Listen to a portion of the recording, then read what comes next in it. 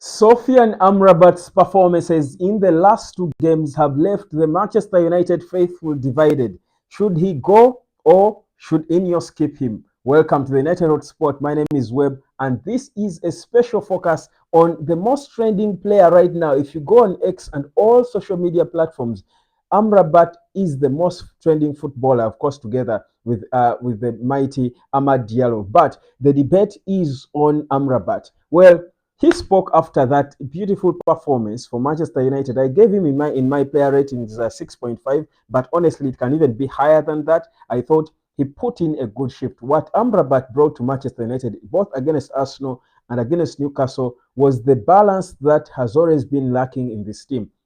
Try to bring balance in that midfield. He probably covers a little more ground, I think, but also in a more disciplined manner. When Casemiro plays number 6, and I'm not trying to say that Amrabat is a better footballer than Casemiro by no way, but in the past two games, what Amrabat has done when he has played in that number 6 position, he has shown that he's more disciplined, he goes less forward, and he covers a little more ground to try and close the gaps that we leave in the middle. He's always you find him spreading into the central defense, going of course wide a bit, going left, going up front, and then he's passing. Look, these were his stats, and I do want you to understand where the confusion now and division is coming from the fans. Look at his stats.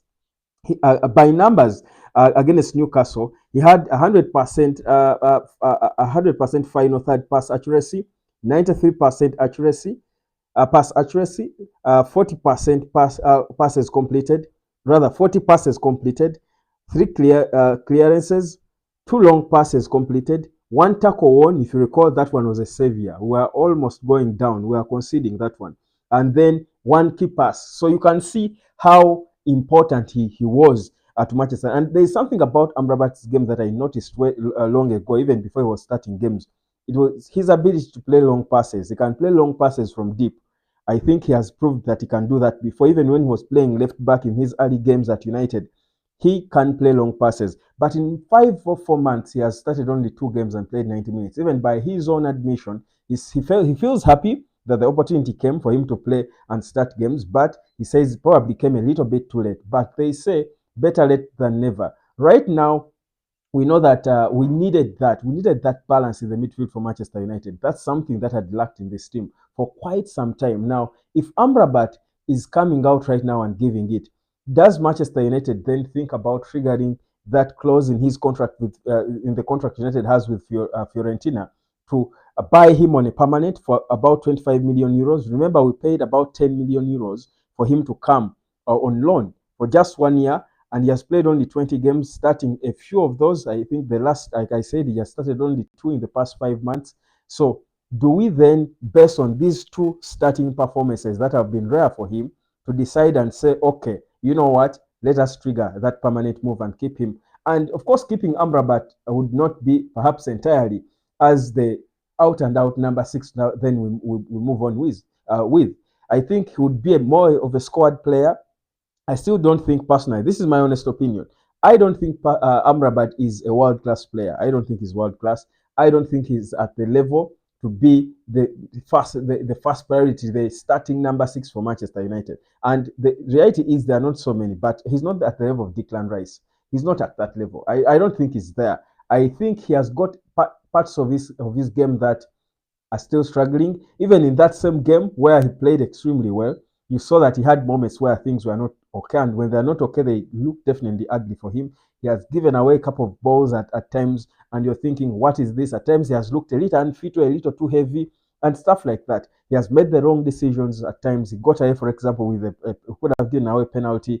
So he's not the finished product. He's not world class yet. So we certainly need a world class holding midfielder to come in and be the starter. But if you're going to be a competitive club, you need depth in the squad in all positions. So that's where probably conversations about Amrabat staying as a squad player can make sense. Honestly, if you ask me, and I say this without fear of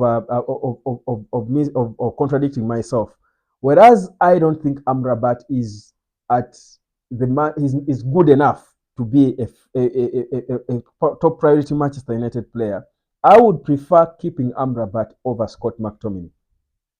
Now, That is an unpopular opinion, controversial as it might sound, because Scott McTominay deserves some respect because, I mean, the guy has scored goals and stuff. But I think Scott McTominay is not reliable. And I feel like Amrabat, with time, over time, can grow into that number two role as the backup holding midfielder role.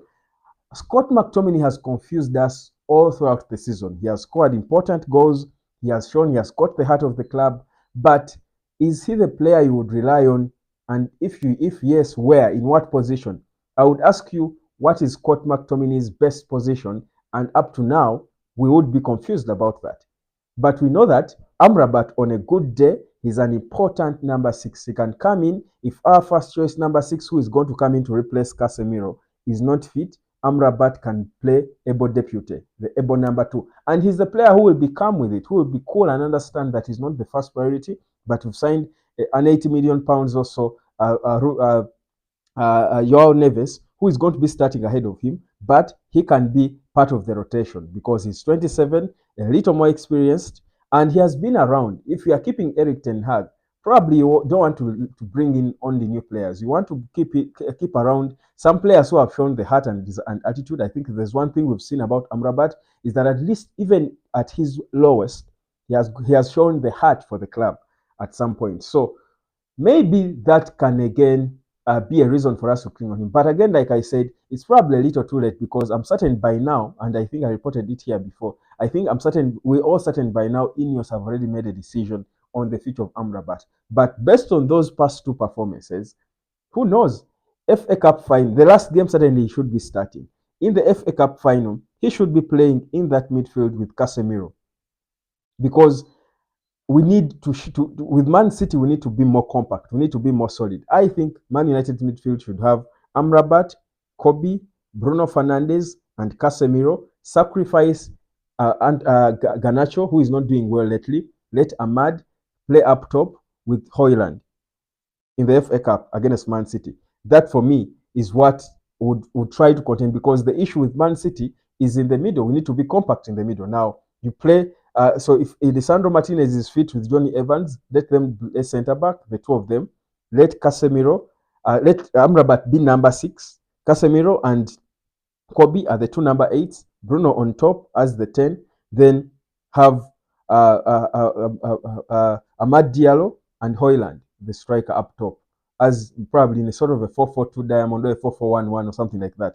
But of course, you know that then Ahmad will be tracking back to try and support when he loses the ball, and just leave Højlund up top to threaten the Man City backline. But for me, I think the remaining games, if there is one player who should be the first name on the team sheet, it should be Sofyan Amrabat. He has earned it. Now, if Ineos is going to base on those to make a decision, because 21 million pounds is not so much money for a player who has been around and been part of it, but has clearly consistently shown he has got the heart and the professionalism, and a player who you're not looking at as a first choice midfielder. And the thing is, we don't have a lot of money.